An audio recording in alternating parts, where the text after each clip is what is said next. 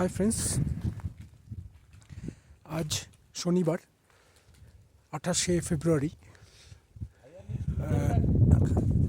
আমি এখন রয়েছি সান্দাকফুতে। একটা দৃশ্য দেখাচ্ছি আপনাদেরকে। সান্দাকফু আজকে 28শে ফেব্রুয়ারির দৃশ্য দেখুন। আমার পেছনে পুরোটা বরফ ছিল, সকাল থেকেই বলে বরফ ছিল। কাল রাতে বরফ পড়েছে, স্নোফল হয়েছে কাল রাতেই। তো এখনও বরফ আছে, কি পরিমাণ, মানে বাড়ির ছাদে পর্যন্ত বরফ। এই যে গাছগুলোর পেছনে দেখুন, গাছগুলোর পেছনে পুরো বরফ জমে আছে। গাছের পাতাটা দেখুন, এই যে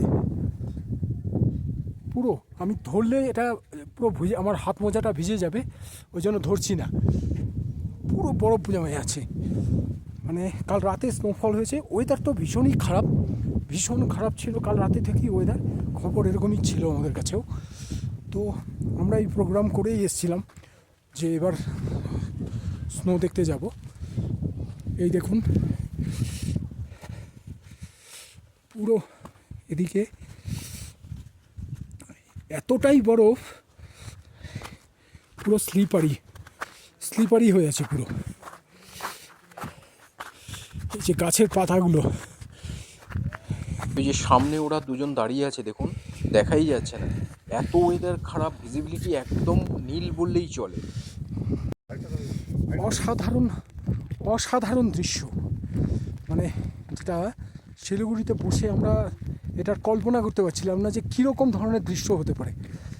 এই যে গাছের পাতাগুলো দেখুন, পুরো বরফ জমে আছে। পাতাগুলো ঝাঁকি দিলেই বরফ পড়ে যাচ্ছে। একটু আগিয়ে আসতেই আমার চোখে পড়লো দুই দেশের বৈচিত্র্যময় এক সীমারেখা, যা অন্য কোনোখানে দেখা যাবে না, এখানেই দেখতে পাবেন একমাত্র।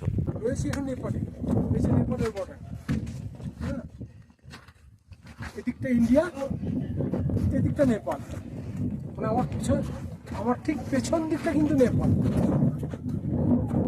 বিকেলে হোটেলে স্ন্যাক্স আর টি এর জন্য ডাকাডাকি করছিল অনেকক্ষণ ধরে। তো সবে দিয়ে গেছে, দেখি কি দিয়েছে। স্যুপ দিয়েছে বোধহয়, চিকেন স্যুপ দিয়েছে বোধহয়, সাথে ওই যে চিকেন স্যুপ। চিকেন স্যুপ না, কি দিয়েছে? Veg soup. ভেজ নর নর নর ও নর্থ স্যুপ না, নর্থ স্যুপ দিয়েছে, সাথে পপকর্ন।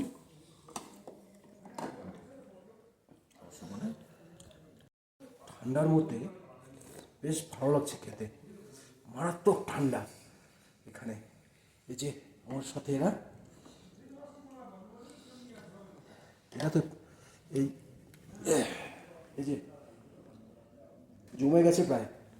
ভোরবেলা বেরিয়েছিলাম সানসেট পয়েন্টের দিকে যাব বলে, মানে 1 মার্চ।